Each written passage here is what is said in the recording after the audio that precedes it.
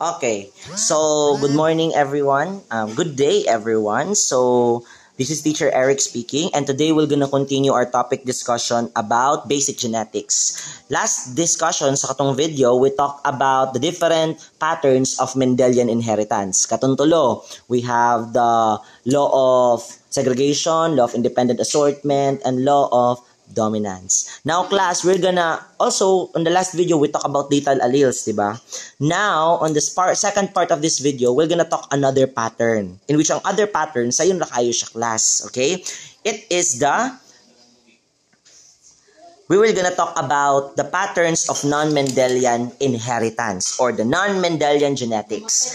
Lahira sa Mendelian inheritance class, ang non-Mendelian inheritance, it does not follow the three laws of Gregor Mendel.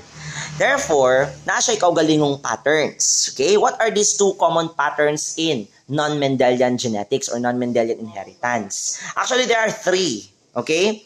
The first two are incomplete dominance and the second one is co-dominance. Okay? So, three types of non-Mendelian inheritance. Number one is the incomplete dominance. When we say incomplete dominance, keywords. One allele does not completely dominate another allele. Kung sa may but pasabot ana, sure.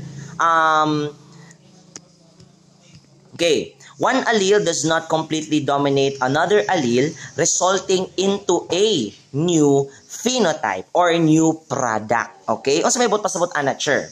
Okay, tanawan eh.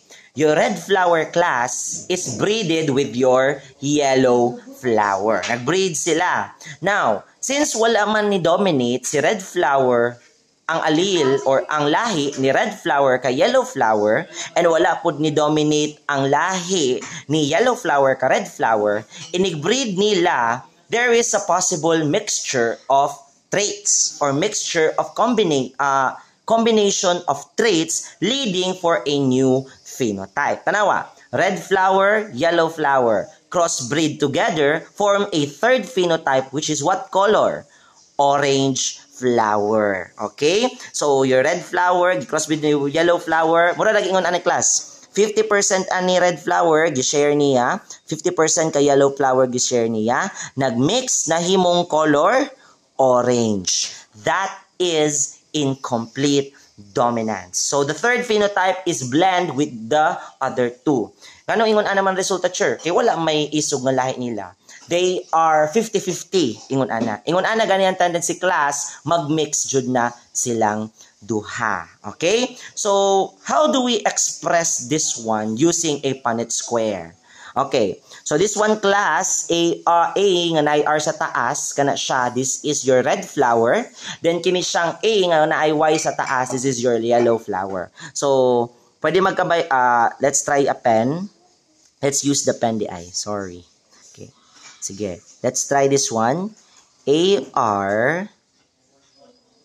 Then, dere, AR. Then, dere, AY. Then, dere, AY. Okay? So, pwede ba na siya magkabalik, sir? Dire AY, dire AR? Yes, pwede na actually. So, using a Punnett square, class, I'm showing you how to use a Punnett square na ha. Okay? So, we need to crossbreed. How? Kininga lane o kininga lane para sa kininga box. Okay? The first 25%. O, AR, just kini. Then, kini dire yung saman. AY. Then, kini na po dire, lane dire, AR. Then, kini dire dapita, this is AY.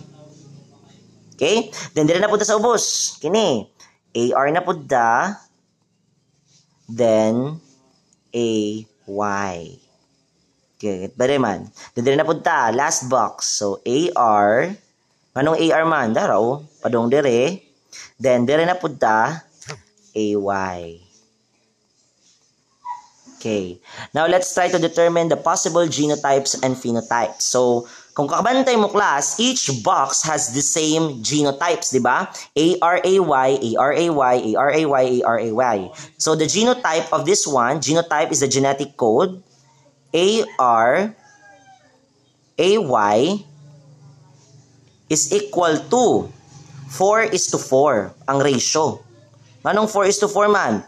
4 out of 4. 1, 2, 3, 4. Okay? So that is 4 is to 4. Then it is equivalent to, if i-round up na nato, 25%, since parehas naman sila tanan, 25 plus 25 plus 25 plus 25 equals 100%. Okay? Again, yanong 4 is to 4 man. Okay? Parehas man sila ARAY. Sure, what if, for example, na ay nalahi duha ka buok or usa ka buok? Class, pwede na siya, naman na sa inyong math, di ba? Ratios. So, pwede mo na siya, for example, kininalahi, pananglitan lang ha, kininalahi. Pwede mo na siya 1 is to 4. No. 1 is to 3. Yan na. 1 is to 3. Sakto ba? No, pwede siya 1 is to 1 is to 4. Yeah, 1 is to 3 na lang. Sakto day. 1 is to 3. Then kini siya, if dai duha ka na mali, pwede na siya 2 is, kung duha na siya kabuklas, pwede na siya 2 is to 2. 2 dire, 2 dire, if na ay nalahi. But since class, parehas mo na siya, kana dire, kini dire, so this is 4 is to 4, which is equivalent to 100% ratio. Now, direta sa phenotype. Si phenotype class, ARAY, since we are in incomplete dominance, tanawa ha, since naman ta sa incomplete dominance class, so unsa may meaning aning ARAY? Red flower and yellow flower mag-combine. Its result is orange, di ba? Ang meaning sa ARAY class is orange. Kaya in incomplete dominance class, kanang tunga baya sila, so walay mulabaw nga usa ka allele. Therefore, ang mahitabo kung 50% red, 50% yellow mag-fuse, it will result into orange flower. What ratio? Nababagihapoy ratio sa flower phenotype, sir? Yes, 100% orange flower. So ingon ana class ang paggamit sa inyo, ang pagdictate sa inyong genotypes and phenotypes. Again, yan ang genotype 4 is to 4 man, kay parehas man silang tanan ARAY. What if na nalahi, sir? For example, usa dire, nalahi siya. Unsa may answer ana? Ang answer is 1 is to 3. Pero if duha ang nalahi, kini for example, kining duha, ang answer ana is what? 2 is to 2. Bisa pag padung taas or padung ubos or sideways. Okay? Then class, 100% pagyapon, sure kung na nalahi? No. Diba? Kasi, pag may isa na lahi, mamaynusan siya dayon og 25%. Kasi each box class is 25%. Later, mahibawan atong tan-awon sa other examples kung unsaon pa pag-solve ani may nga problem. Pero so far class, I hope you gets kung unsa isuwat sa genotype and unsa isuwat sa phenotype. Ang phenotype class mao na siya ang atong makit-an physically. Ang genotype mao na siya ang codes nga atong gisuwat dire kung unsa man. Yanong ARAY man kay tanan sila ARAY. When we crossbreed red flower and yellow flower.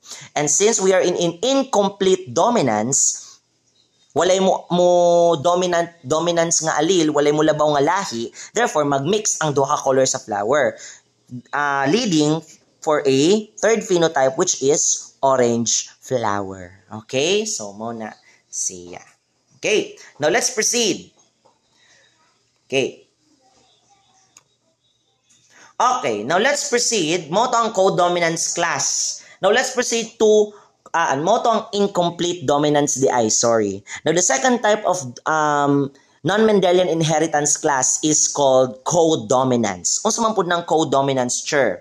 Okay? Codominance class, both alleles are expressed equally in the phenotype of the heterozygote. Okay, sa ato pa class, kung sa incomplete dominant class, one kanang allele does not dominates the other, ang incomplete dominance class mo nang expressed equally kay naay usa nga nagpalabaw niya. For example, kabaliktaran siya sa incomplete dominance class. Kung si incomplete dominance walay ni labaw nga usa ka lahi, ang kini naay ni labaw nga usa. Mao nang ang nahitabo class, ang phenotype ang ilang anak or ang ilang giproduce nga new kanang organism is expressed equally. For example, red flower plus white flower is red and white flower. Kung sa incomplete dominance pa ni class, this is supposed to be pink, di ba? Red plus white equals pink. Pero co-dominance man ta na may nilabaw nga usa ka lahi, therefore makig-compete siya with another color. Ang resulta ingon ani. Okay? Ang resulta ingon ani. Now, how do we answer co-dominance in a kanang Punnett square? So pareha sa ganina class, FRW kanang FRW, FR then FW kana red flower class, this is the red flower, then this is your white flower. Then same ra gihapon sa pag-crossbreed, FR, FW, then dire na punta, FR, then FW, then dire na punta, FR, FW ra gihapon, then dire na punta, FR, then FW ra gihapon. Now, how to find the genotype? Diba? As I've said earlier, 100% or ang ratio is 4:4, di ba? Kasi pareha sila FR, FW. Pagdating sa phenotype, anong meaning ng FR, FW? Since you are in co-dominance class, meaning na ay mulabaw usa ka allele, therefore di siya pink, di ba? Sa incomplete dominance, pink na siya. Pero pagdating sa co-dominance, na may mulabaw usa, makig-compete with another allele, ang resulta, duha ka color sa flower. Red and white flower. That is co-dominance. If atong i-visualize ang Punnett square sa duha ka patterns class, sa incomplete dominance, since wala may mulabaw nga usa ka lahi, mo-fuse siya forming another color of the flower. Si co-dominance class, naay mulabaw usa ka lahi, usa ka allele, therefore mag-compete ang duha ka alleles. And ang resulta, magtunga sila. Ang resulta, duha ka color ang ni gawas. Red and white. Dili siya pink. Kaya nga nung dili man picture, because again, co-dominance na ay nilabaw nga usa ka allele or trait. Kasabot, everyone? Allele class or trait, or muna siya ang traits sa kanang organism. Kasabot, everyone? I hope kasabot ra. Ay nako, recorded ra ang atong discussions karon. Okay, let's proceed. Now let's try to let me check if kasabot ba jud mo sa difference between incomplete dominance or co-dominance. Okay, let's try. This one, a standard poodle breeded with a labrador equals labradoodle. Unsa man na siya? Incomplete dominance or complete dominance? Incomplete dominance or co-dominance. Standard poodle plus labrador equals labradoodle. Unsa man na siya? Complete dominance or incomplete dominance? This is what?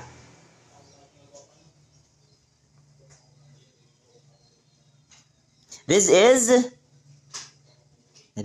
incomplete dominance. Okay? So muna siya. Kaya nagmix sila, forming another third phenotype. Okay? Next, kini. A white hen is breeded with a black hen. Ang resulta, black and white nga chicken. Tanawa, black and white nga chicken ang nahimong resulta. Unsa man na siya? Incomplete dominance or co-dominance? This is an example of co-dominance. Kaya nagtunga, na inilabaw ng allele, nagpalipig ako sa ka-allele, maunang ang resulta, nagtunga sila sa usa ka organism na ay white, na ay black. So this is co-dominance. Okay? Next. Kini. Orange fur and a black fur cat. Unsa man na siya? Incomplete dominance or co-dominance? This is, ang resulta ko kay orange and black fur. This is co-dominance. Okay? This is co-dominance class. Kaya nagtunga ang duha ka color sa usa ka organism. If incomplete dominance pa na siya class, magsagol na siya. Kaya nga naman, kay walay mulabaw nga usa ka allele. Nganong co-dominance man sure, na ay nilabaw. Mao nang nagtunga sila sa usa ka organism. Okay, next kini. straight hair, straight and long hair, this is the traits and alleles. Straight hair combined with a kulot nga hair, forming your long, half straight, but a kulot nga hair. Unsa man na siya? Incomplete dominance or co-dominance? This is new phenotype man siya, class. King ano, from straight to kulot na himong nindot kayo nga hair pag pinagsama. So this is incomplete dominance. Okay, maklaro raman, class, kung co-dominance kasi makitaan raman jud ninyo. Okay, when it comes to color especially. Okay?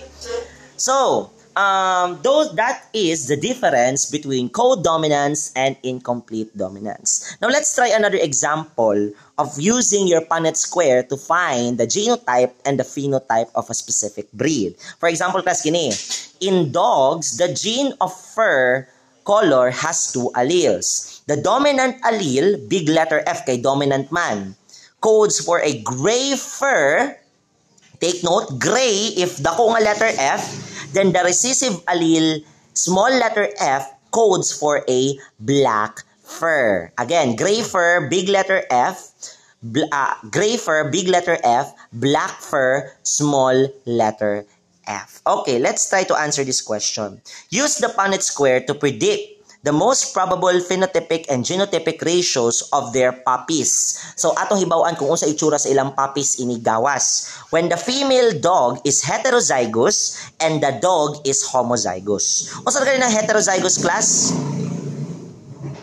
So, heterozygous, class, is magkaiba nga allele. So, therefore, pwede natin makadrawing og Punnett square ani. Tanawa.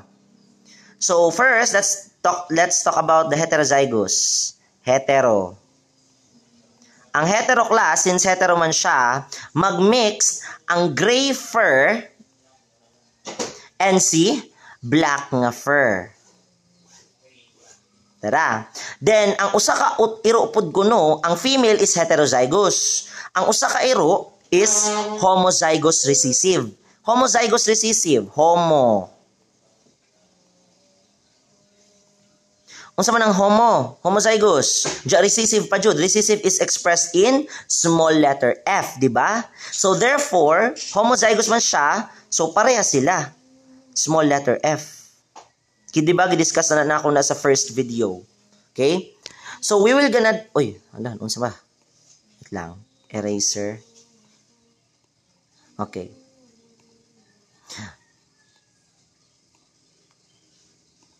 Okay. So we will gonna crossbreed these two, okay? The heterozygous dog, nganong ingana man sure, heterozygous, mixture of the dominant and the recessive allele. Basta heterozygous, ingon anaan ninyo og code. Next genetic code. Next class is the homozygous recessive. Homozygous, parehas si anang alike allele siya. Recessive, small letters. Okay, pag sinabing homozygous dominant, both capital letter F. Pero recessive man siya, class, therefore small letter F na siya. Okay, now we're ready to crossbreed the two. So maghimutag square. Sorry sa akong square. Daan. Okay. So, dire nato ibutang si hetero, then dire nato ibutang si kanang homozygous recessive. Sure, pwede magbali? Yes. Okay? So, let's crossbreed. Kini dire, i-breed dire, so this is F. Heterozygous, di ba? Kung atong i-crossbreed ni, kini silang duha. Then dire na punta. Kini dire, which is small letter F. Then, dire na punta, small letter F na pud. Then, dire na punta, sa ubos. F dire, big letter F, kini nga lane. Then, small letter F, dire nga lane. Then, last. Dire na punta nga lane, which is small letter F. Then, dire na punta nga lane, which is small letter F. Ano lang ang pag-crossbreed, class? Don't be stressed. Okay? Now, let's talk about the genotype. Unsa man ang genotype, sure. In using your Punnett square, class, take note, we're going to find the probability of the genotype and phenotype. Dili siya pwede malahi. Okay? So, For the genotype class, we have two genotypes here. We have the heterozygous, kini silang duha, parehas. So, F, capital letter F, and small letter f. Which is equal to, unsa man na siya? Pila man na siya? 50%, di ba? 25 plus 25 is equals to 50%.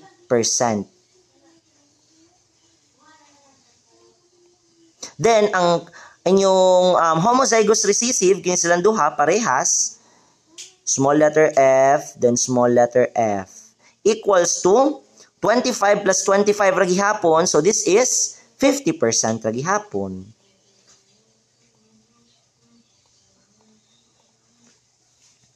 O, di ba?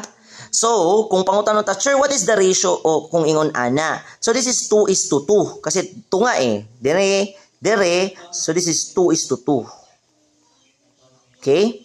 How about the phenotype? Ano man ang phenotype, ani? Ano man ang phenotype ni ani? So, this is, kini, unsa man ang capital F, then small letter f. This is, what type? This is heterozygous dog. This is a heterozygous dog. The heterozygous dog is 50%. Ayaw kalimtian dog ha. While the recessive dog, homozygous recessive dog, ang homozygous nga recessive na dog is 50% po. Ano ra? Kana siya, that is already 5 points sa inyong quiz. So, ingon ana ang pag-determine sa genotype and phenotype. Take note, genotype, genetic code. Phenotype, the meaning of that genetic code. Okay? So, that is the answer. Okay? Use the Punnett square to predict the probably the phenotypic and genotypic ratios of their puppies. Okay? 2:2, kaya natunga man siya, oh. Okay? Oh, by the way, ganina I said, di ba, na if ever usa, that is 1:4. Ha? Kung usa ra gani siya dire, that is 1:4. Pero kung duha, 2:2. Pag sila tanan parehas, that is 4:4. A total of 100%. Okay? Dapat 100% na inig-add ninyo. Next. Let's proceed.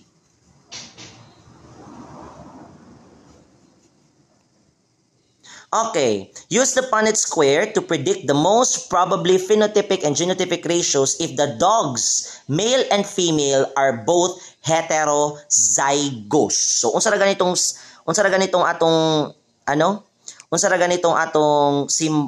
genetic code basta heterozygous?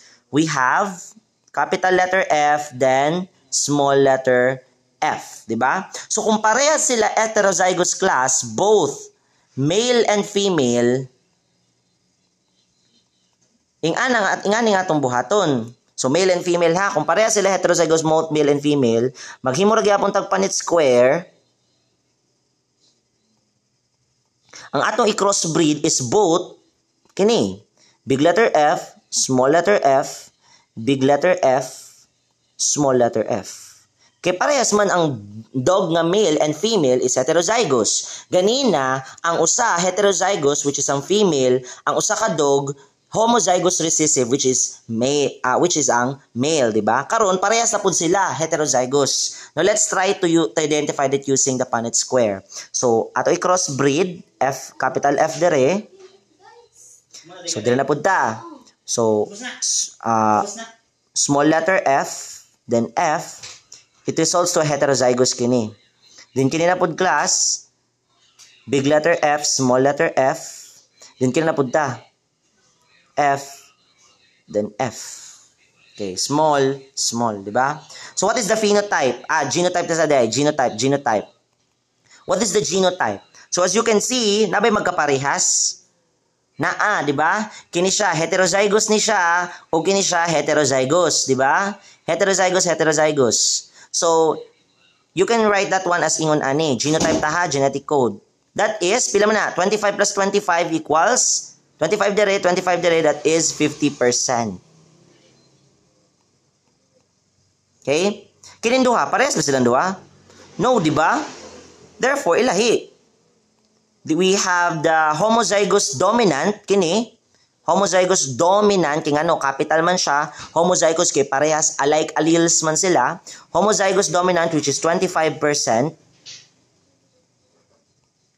Kini, unsa man siya? Homozygous what? Alike man siya, parehas small letter. Homozygous recessive. So this is another 25%. In ratio class, this is 1:1:2. Usa ka homozygous homozygous dominant, usa ka homozygous recessive, then duha ka heterozygous nga of kanang genotypes. Okay? Then for phenotypes, unsa man ang atong mga meaning ana. So ang hetero nato is 50%. Ang homozygous dominant nato, ang homozygous dominant is 25%. Then ang hetero nato nga recessive is another 25%. This is 25 ha, this is 25. Okay? So phenotype, heterozygous class alleles is 50%. Homozygous dominant, this is letter D, dominant na siya. Homozygous dominant is 25%. Then heterozygous di na hetero, This is homo. Wait lang. Sorry. Oh my God, na-erase na ko tanan. Basta kato siya. Kato siya ganina, it is homozygous recessive. It is 25%. And after that, mauna to siya. Okay? So, that's mura to siya. Ingato ra to siya. Okay? Nabura manggod. Sorry guys. Pero at least man lang kagets na mo how to use your Punnett square and how to kanang write the following information specifically sa genotype and phenotype. Now let's try another problem. Kini. Let's try to write another problem. Okay, kini.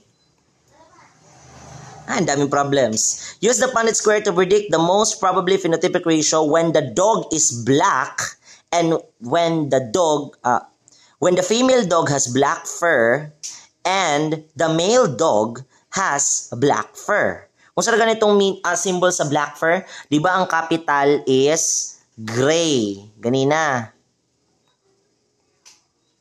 Ang small is black. So color na pud ani. Okay? So if we were gonna make a Punnett square about this one,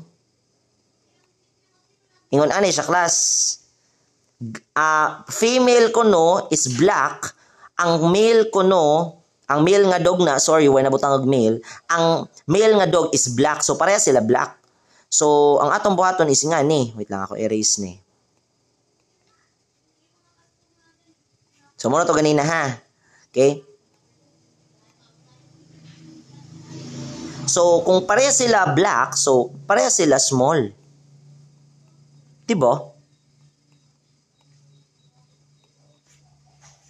Black ang male, black ang female. Kasi kanina class, F, capital is gray. Ang small letter F is black. So, pareha sila black. Okay? So, let's crossbreed. Small letter F, small letter F. Kini dire, small letter F, small letter F. Kini dire, small letter F, small letter F. Kini dire, kini padung dire, this is small letter F, small letter F. Okay? The genotype. Ano man ang genotype? So ang genotype nato parehas man sila tanan. So F, what color is this? This one is color black. Black siya tanan. So 4:4 or round up 100% black. 100% siya. Then ang phenotype nato class is kung sa man meaning nga color aning F homozygous recessive nga F. This is color black. Wait lang. Okay. This is color black. So small letter F, 100, no. Mali. Sorry. Phenotype data. Phenotype. So, ang atong butang diha dapat is supposed to be the natural color. Okay? So, black, which is 100%. Paura, ano siya kasayon? Okay? So, I hope you understand the basics on how to use your Punnett square. Narato'y na-erase ganina, pero ganina ha, ang pinaka-last ato is not heterozygous recessive. It is homozygous recessive. Kini dire, tanaw, kini nga situation, so this is small letter F, tanan sila small letter F, so therefore FF, 4:4 ang ratio, all of them 100%, homozygous recessive. Then kini 100% pud siya black. Okay? So I hope gets ra ninyo ang tanan. Okay? So next meeting class, we're gonna discuss multiple alleles. Ang multiple alleles naman, it has something to do with the blood types, okay? Di ba meron tayong 4 types of blood type pagdating sa dugo? We have blood type A, blood type B, blood type AB, and blood type O. Okay? So in the next video, we will gonna learn multiple alleles. The next thing that we will do is we will gonna use Punnett square on how to identify problems that has a connection with determining one's blood type. Okay? So, I hope mapraktisan pa ninyo ang paggamit og Punnett square, and see you in the next part of this video. Okay, thank you. Grade 8.